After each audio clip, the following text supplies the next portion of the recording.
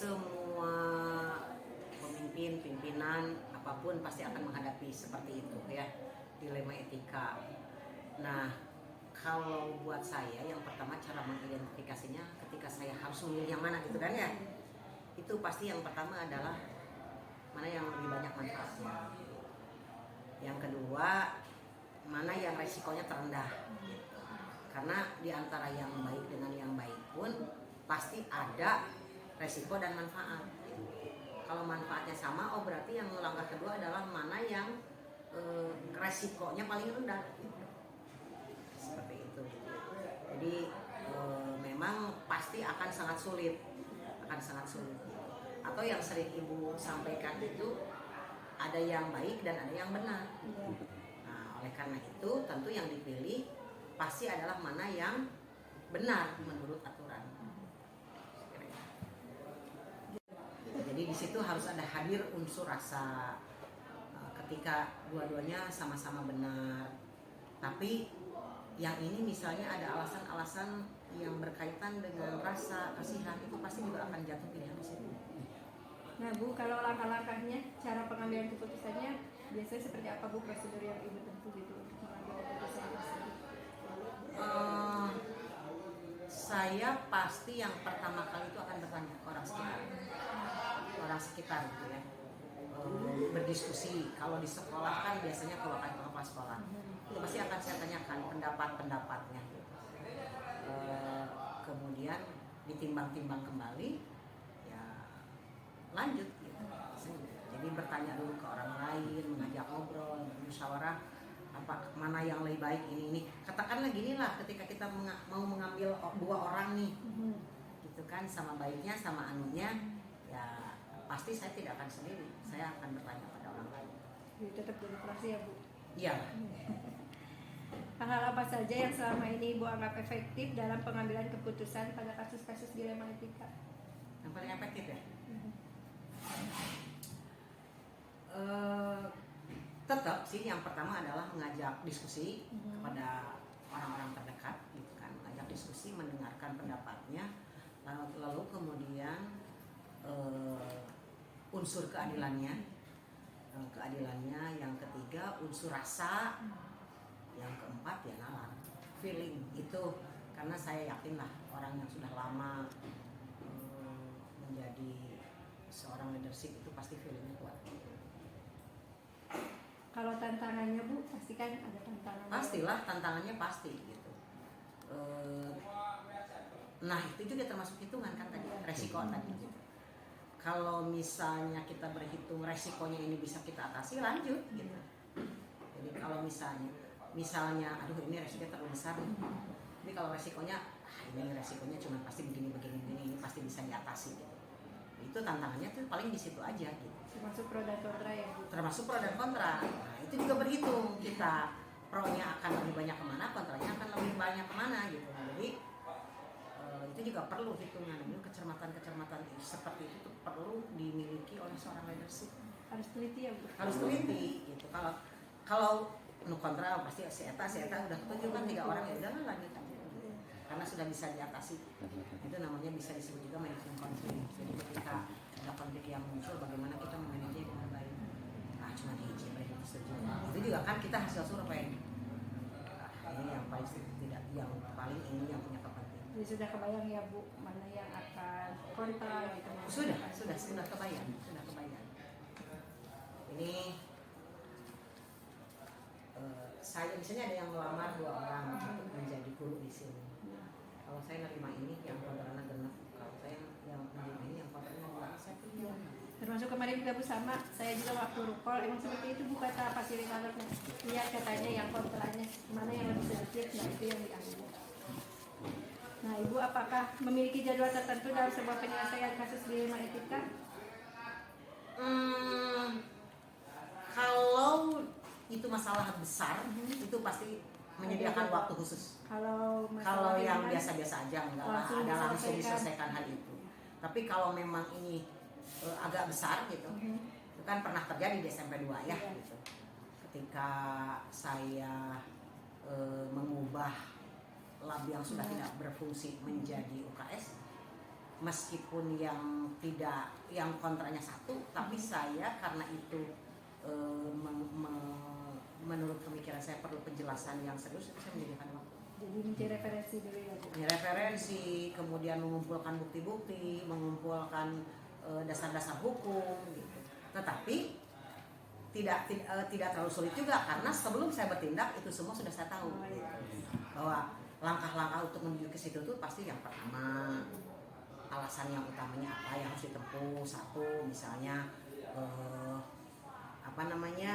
analisis bahwa bangunan itu sudah tidak bisa dipakai lagi, barang-barang itu sudah kadaluarsa, tidak bisa dipakai lagi. Ini yang perlu ditempuhnya, mengajukan surat anu, itu tuh sudah saya tahu. Jadi ketika ada masalah datang tinggal dikumpulkan aja. Jadi sudah memikirkan manajemen risiko tadi iya, ya. Iya, harus. Tandanya kepala sekolah atau pimpinan yang tidak punya pendirian itu pasti akan kalah. Gampang untuk didebat dan digoyahkan karena dia tidak kuat apa, tidak kuat argumen, tidak kuat dasar hukum, data tidak kuat, pasti. Tapi kalau kita punya argumen yang sangat kuat, data yang kuat berbasis fakta, itu akan sulit untuk digoyahkan. Dan yang paling utama itu pendirian, kepercayaan diri yang harus kuat. Siapapun, dan itu pernah saya lakukan. Ketika saya menolak anaknya ini untuk mengajar di sini karena memang kebutuhan terpenuhi, kemudian saya tidak ingin ke depannya itu misalnya ke depannya itu ketika kita menerima hal itu kompetisi bukan karena genetis misalnya. Maka ketika ada si ini yang dekat sekali dengan saya dan ingin memasukkan anaknya, tegas nggak saya misalnya. Saya bilang, aduh, saya kalau misalnya menerima nanti yang ini akan ngomong, oh mentang-mentang dekat, yang ini diterima, saya enggak. Nah, hal-hal seperti itu tuh perlu tegas. Nah, adakah Bu seseorang atau faktor-faktor yang selama ini mempermudah atau membantu Ibu dalam mengambil keputusan? Banyak. Ya, bukan kita ya. Orang-orang dekat lah. Nah, kalau saya harus ngomong secara personal kan tidak enak. Jadi, makasih saya. Nah, dari semua hal yang telah disampaikan, pembelajaran apa yang dapat Ibu petik dari pengalaman Ibu mengambil keputusan dilema etika? Yang pertama tadi ya, bahwa ketika kita mengambil keputusan itu tidak bisa sembrono, tidak bisa gurung-gusuh, tapi harus difikirkan dengan berbagai resikonya, dari asas keadilannya, dari rasa gitu kan. Itulah yang paling sulit itu adalah ketika kita harus mengcompare antara baik benar dengan rasa. Dan itu perlu latihan. Gimana cara latihannya Bu? Pengalaman. Jam terbang ya Bu? Jam terbang. Siap. Itu akan beda. Dan itu sudah banyak saya temukan gitu. Ketika orang baru sebulan 2 bulan jadi pemimpin, misalnya ada aduan, kok begini kalau masih baru. Karena sama yang dirasakan oleh Bu Afi juga sama begitu. Ketika pertama kali setahun 2 tahun jadi kepala sekolah, tentu berbeda dengan hari ini. Karena dari berbagai pengalaman yang diambil, oh ternyata baheula memutus kegiatan begini, oh ternyata lamun itu begini gitu. Nah, akhirnya dari pengalaman-pengalaman itu kan menjadi bahan bagi kita untuk lebih wise, lebih bijak. Kapan harus waktunya tegas, keras, nada tinggi, tapi kapan waktunya untuk lembut, merangkul, dengan nada yang rendah. Itu ada waktunya. Jadi kalau saatnya untuk berkata tegas kemudian kita lembek juga nggak akan efektif. Jadi ada saatnya sih bisa menempatkan sesuatu sesuai dengan tempatnya dan waktunya. Adil itu. Iya, marah juga boleh, tapi marah yang paling tepat. Tapi marah yang hebat itu adalah marah dengan tepat, dengan porsi yang tepat gitu, dengan kadar yang tepat, dengan sasaran yang jelas gitu. Barangkali. Ya. Mudah-mudahan bermanfaat. Amin. Bermanfaat sekali.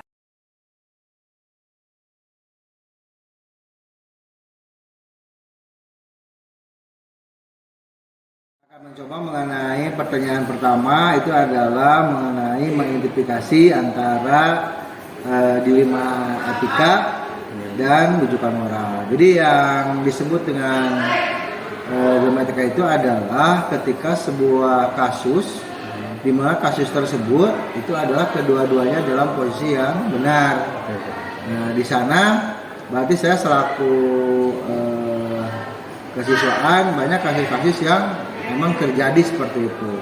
Jadi bagaimana untuk mengantisipasinya? Untuk mengantisipasinya adalah kita melihat benar-benar kasus mana yang prioritasnya lebih tinggi. Karena kedua-duanya dalam posisinya benar, maka kita akan mengedepankan mana kasus yang emang itu berhubungan dengan masyarakat banyak atau dengan kepentingan yang lebih kompleks, sehingga kita ada skala prioritas. Sedangkan untuk bujukan moral itu kan udah jelas. Jadi bujukan moral itu adalah bagaimana proses membujuk untuk membuat sebuah keputusan. Nah, kalau itu mungkin kita akan lihat sebelum menentukan sebuah keputusan, maka kita akan lihat aturan yang berlaku. Karena meskipun itu adalah sebuah keputusan yang pribadi, tetapi tetap harus berhubungan dengan aturan yang akan kita pegang. Jadi tetap untuk melakukan bujukan moral, kita yang paling pertama adalah kita pegangnya adalah aturan. Karena ketika kita membuat sebuah keputusan dengan aturan yang sudah jelas, itu nanti akan lebih objektif dibanding dengan kita menentukan keputusan tanpa ada aturan yang jelas. Itu dulu, Pak.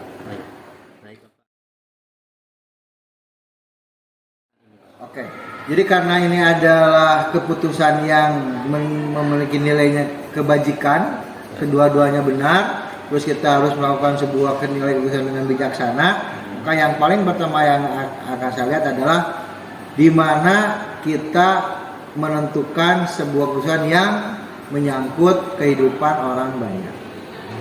Jadi mulai tidak melihat dari strata sosial, tidak melihat dari tingkatan ekonomi, tidak melihat dari sosial masyarakat dan sebagainya. Tapi ketika itu sebuah keputusan harus menyangkut masyarakat banyak atau orang banyak, itu yang kita lakukan. Mungkin itu untuk menentukan keputusan yang memiliki nilai kebijakan. Oke, karena saya posisinya adalah sebagai kesiswaan, jadi ketika ada satu kasus yang berhubungan dengan kejadian di sekolah, pertama kita kan punya satu lembaga namanya adalah Dewan Kehormatan Pembina OSIS. Kalau berhubungan dengan siswa, khususnya dengan aktivitas siswa di kelembagaan, berarti kita akan koordinasi dengan lembaga tersebut. Adapun kalau misalnya kasusnya berhubungan dengan kelas, otomatis kita akan bermusyawarah dengan wali kelas.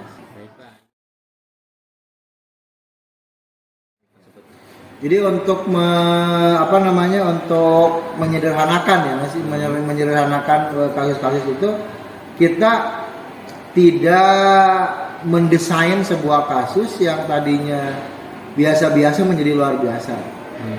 Tapi kita membuat sebuah desain yang kasus yang tadinya luar biasa itu menjadi biasa. Nah, bagaimana proses itu terjadi?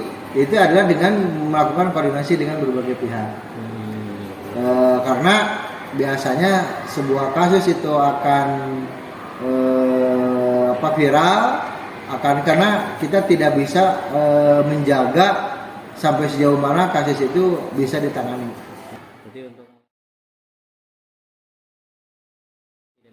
Nah, tantangan itu adalah dari berbagai hal. Yang pertama adalah tantangannya dari pihak-pihak yang emang dia memiliki kepentingan. Yang kedua adalah dari pihak-pihak yang mengambil keuntungan dari kasus. Jadi ada dua. Ada yang memiliki kepentingan tersendiri, ada yang pihak-pihak mengambil keuntungan. Jadi kenapa dipisahkan antara keuntungan dan kepentingan? Kalau kepentingan itu adalah dia berhubungan dengan orang itu sendiri. Kalau keuntungan dia lebih ke finansial. Contohnya ada beberapa kasus yang melibatkan pihak ketiga hanya untuk menjas atau mendiskreditkan pihak sekolah. Itu berarti mereka mengambil keuntungan dari hal tersebut, ya. Kalau misalnya kasus kita tidak memiliki jadwal tersendiri, ya, jadi setiap kita akan proses kasus by kasus. Kenapa demikian? Karena kalau misalnya kita dibuat secara terjadwal, nanti kasus ini belum selesai, lagi ada kasus yang baru, sehingga nanti kita akan kerepotan. Jadi lebih baik kasus kita selesaikan, satu kasus kita selesaikan dengan melibatkan pihak-pihak yang emang berkompeten di dalam kasus tersebut. Paling untuk faktor-faktor yang sama ini untuk keputusan adalah pengendalian emosi. Satu adalah pengendalian emosi, kedua adalah penguasaan aturan, ya. Yang ketiga adalah pembuatan keputusan yang bijaksana.